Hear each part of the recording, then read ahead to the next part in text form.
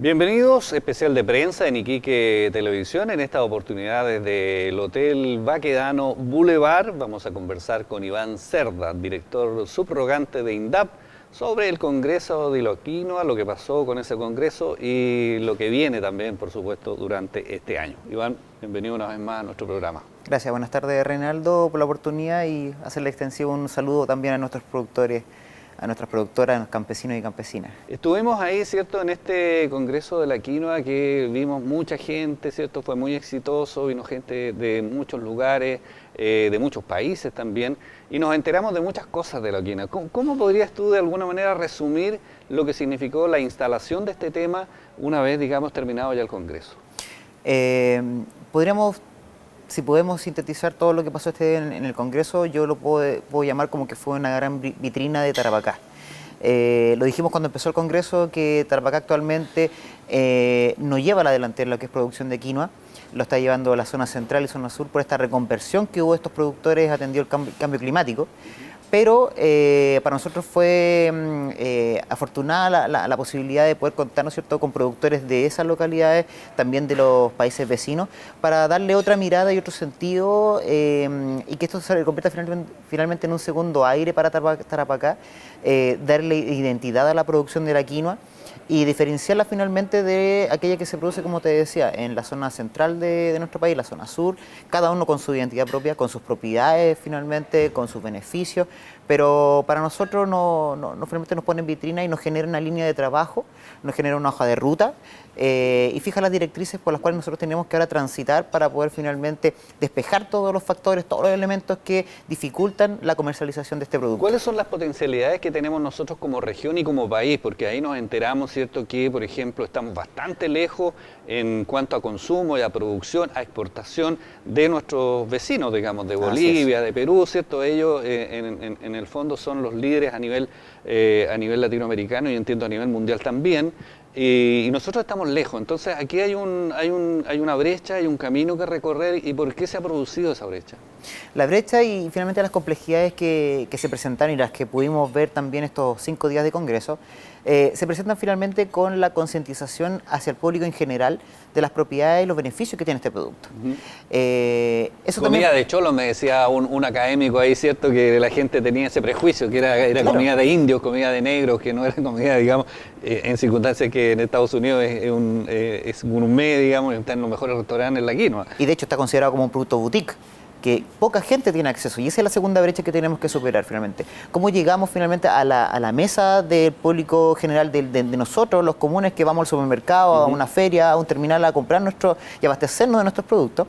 ¿Cómo llegamos finalmente a acceder a este producto que de una u otra forma no se presenta en una canasta familiar, no se presenta en el consumo diario de nosotros y que si no partimos por eso finalmente no vamos a poder ponerlo en vitrina para poder exportarlo?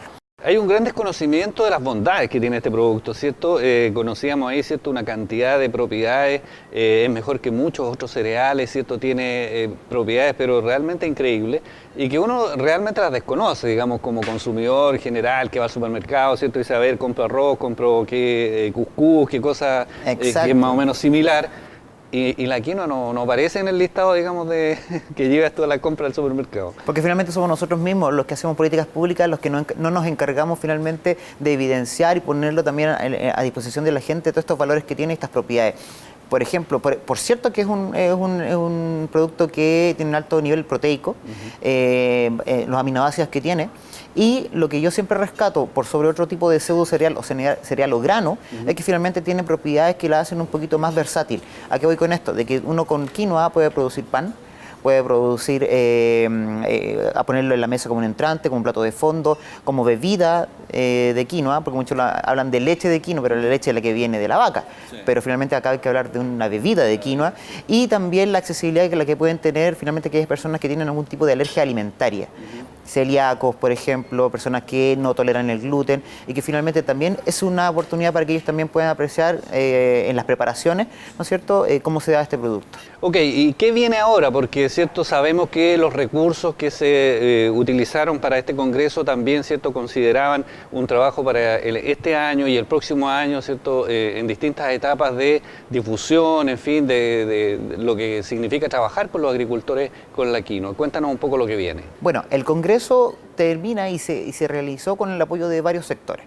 Se hizo, por cierto, la encabezaba INDAP a través del Ministerio de Agricultura, pero contamos con el apoyo del sector privado, del sector público a través de CONADI, los días que estuvimos con la Expo Quinoa, que fue la antesala al Congreso, y el Congreso propiamente tal, ¿no es cierto?, fue apoyado a través de fondos del gobierno regional, a cual también yo paso y agradezco el haber creído en este proyecto, porque finalmente la quinoa, como tú decías, escapa a veces un poquito también al interés del público en general, pero aquí el gobierno regional creyó en este proyecto y creyó en el Congreso para poder levantarlo. Entonces, se hizo con este financiamiento donde el Congreso finalmente era una pequeña parte, o si no, era uno de los componentes de este programa de comercialización y de fortalecimiento a la actividad, principalmente que se dedica al tema de la quinoa. ¿Por qué digo esto? Porque a veces dentro de la vorágine y de lo que uno trata de hacer como política pública, los fondos se podrían haber visto que iban dirigidos directamente al Congreso de la Quinoa.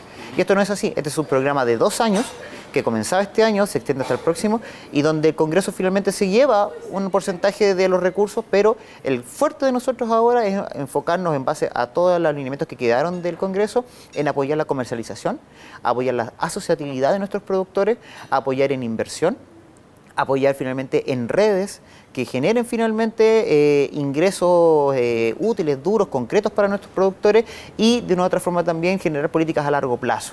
Establecer, ¿no es cierto?, las bases para que estas personas puedan y estos productores puedan contar con asesoría externa, asesoría en contabilidad, apoyar con certificaciones orgánicas, apoyar finalmente con las resoluciones sanitarias, y todo esto viene enfocado en este plan de comercialización y este programa. Ahora, un tema relevante es respecto de los agricultores de nuestra región, ¿cierto?, que a veces no tienen los incentivos. Tú nos señalabas, ¿cierto?, que hay que generar una serie de instancias para que se desarrolle la agricultura. A mí me gustaría saber cuál es el perfil de los agricultores que tenemos acá, porque normalmente uno ve, ¿cierto?, a los jóvenes que han bajado, digamos, de los pueblos del altiplano, de los pueblos del interior, y se dedican a hacer otras cosas. Entonces, de alguna manera, se está cortando un poco, ¿cierto?, esta cadena de producción, y cómo se incentiva que esos jóvenes vuelvan, ¿cierto?, a los terrenos de su familia o de sus padres a cultivar, por ejemplo, la quinoa.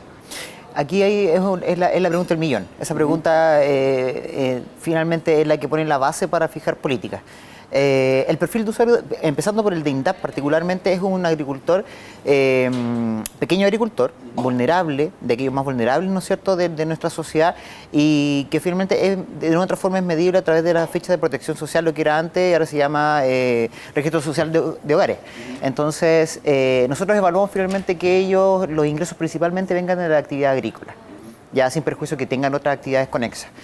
Y el que identifica finalmente el usuario de acá de Tarapacá es un usuario que en rango etario supera los 50 años de edad. Por lo tanto, proyección de políticas públicas, por lo menos hasta 10 años, y nos quedaríamos cortos con el trabajo que podríamos hacer. Por lo tanto, enfocándonos finalmente en ese sujeto de atención, es cuando nosotros por INDAP nos preguntamos, bueno, ¿qué podemos hacer? La primera respuesta es, bueno, evitemos finalmente el éxodo de los pueblos, ¿no es cierto?, de la provincia del Tamarugal hacia las urbes. Después dijimos, no, yo creo que aquí lo que hay que hacer es retener finalmente a aquellos que quieran emprender y reconquistarlo e innovar, ¿no es cierto?, en la posibilidad de que ellos no se vayan o aquellos que ya están acá en las urbes vuelvan. Y la tercera, que finalmente nosotros nos dijimos, bueno, ¿qué podemos hacer frente a cualquier otro fracaso que nos pueda presentar estas dos primeras? Es decir, bueno, generemos las instancias, las oportunidades, ¿no es cierto?, laborales, y el atractivo para aquellos que no están invirtiendo en el Tamarugal, no desean trabajar, lo hagan. Y yo creo que finalmente, si podemos poner una raya para la suma, yo creo que son las 3. Yo creo que tenemos que generar la instancia para aquellos que están trabajando, motivarlos y potenciarlos para que implementar aquellas inversiones y aquella tecnología necesaria para facilitar el trabajo, que es arduo en el Tamarugal. Lo vimos hace poquito en febrero y marzo con las lluvias estivales. O sea, baja el agua, se inundan los sectores productivos, se desbordan los ríos, y nuestros productores quedan con las manos peladas. quedan ¿Y sin de qué nada. manera la comunidad también se inserta en esto? Porque ustedes están realizando estos mercados campesinos, ¿cierto? Que son muy atractivos, pero se hacían esporádicamente, recuerdo yo, ¿cierto? 2 o 3 veces al año, en fin, se instalan todos los agricultores con sus productos, con una oferta atractiva, con precios atractivos, pero que la comunidad en general no se entera mucho, digamos. Ahí parece que falta todavía, ¿cierto? Un mayor desarrollo, digamos, de una actividad como esta. Sí, la fuente del trabajo de nosotros es promover finalmente el trabajo que hacen ellos, pero hace un par de años atrás, cuando empezamos a potenciar el formato mercado campesino que se desarrolla acá en Iquique, lo proyectamos más que como estos mercaditos rústicos, mercaditos que ahora se puede ir a cualquier mercado y le ponen nombres distintos, pero nosotros fuimos los pioneros en potenciar este nombre de mercado campesino. ¿Por qué? Porque queríamos poner una vitrina, queríamos darle un rostro a la actividad agropecuaria aquí en Tarapacá. Acá uno habla en las urbes y uno dice, bueno, es que acá los productos que vienen de la región. Y mucha gente se extraña, incluso iquiqueños, de que se haga finalmente agricultura en los sectores rurales, donde finalmente escasea el agua, donde contamos con el desierto más árido del mundo, pero finalmente... Bueno, en pleno desierto, digamos, también a uno le llama la atención que efectivamente hay actividad agrícola, digamos. Exacto, y de hecho sí la hay. Y tenemos hortalizas, tenemos frutales, tenemos quinoa, tenemos orégano, tenemos actividades en invernadero, tenemos actividad ganadera, caprina, camélido. Entonces, finalmente... En suelos también artificiales, entiendo, ¿no? Exacto, lo que hacemos, por ejemplo, en invernadero, que no se hace en el suelo propiamente tal, sino se hace en otras fibras que finalmente permiten hacer esta actividad. Entonces, el mercado campesino se abre como una posibilidad para que nuestros productores puedan vender y darle una identidad, un rostro a sus propios productos. Y en segundo lugar, en generar redes, por ejemplo, lo que estamos haciendo ahora, invitados a la Feria Gastronómica de Tarapacá de Ágata, lo que está haciendo ahora en la Hostería Cabancha, donde también es vender, evitar intermediadores, evitar esta intermediación y especular con los precios, y finalmente generar redes con aquellos operadores gastronómicos de esta ciudad, y donde ellos también puedan acceder a buenos precios, a productos frescos y también a generar circuitos cortos de comercialización. Ok, ahora respecto, digamos, de las bondades que tiene la región para desarrollar este tipo de agricultura, me llamaba la atención precisamente el tema de la quinoa, porque es un cultivo que requiere muy poca agua, que se presta mucho para una zona como esta, digamos, o sea, como se dice en buen chileno, bien carne de perro, digamos. Sí. Y en ese sentido llama la atención de que no se desarrolle más o no se haya desarrollado más en el tiempo. ¿Por qué? Porque finalmente la agricultura que se hace en Tarapacá es una agricultura de tradición, una agricultura que tiene finalmente un traspaso generacional, y donde son ellos, a través de sus comunidades, ¿no es cierto?, con esta identidad aymara de pueblos originarios, finalmente, donde ellos es su primera fuente de abastecimiento, su primera fuente de ingreso, y donde ellos finalmente hacen este traspaso generacional.